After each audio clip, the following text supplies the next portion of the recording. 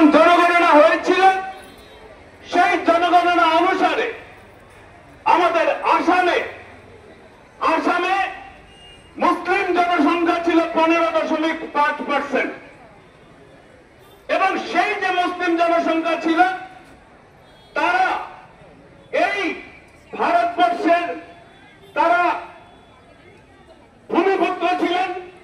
এবং ভূমিপুত্র হওয়ার জন্য আজকেও তারা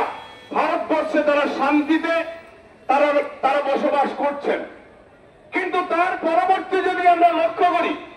যদি পরিসংখ্যান আমরা লক্ষ্য করি, 2011-তে যে সেন্সাস যেটা হয়েছে সেই সেন্সাসে দেখা গেছে যে 1951 সালের যে 15.5% সেটা বেড়ে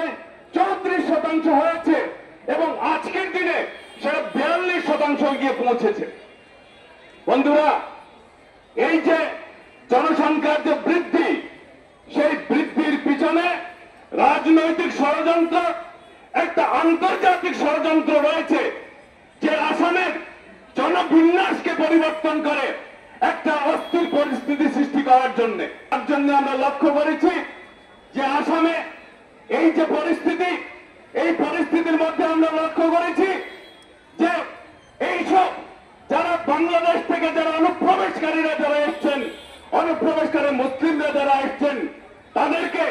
বিভিন্ন জেলাতে, বিশেষ করে চর অঞ্চলে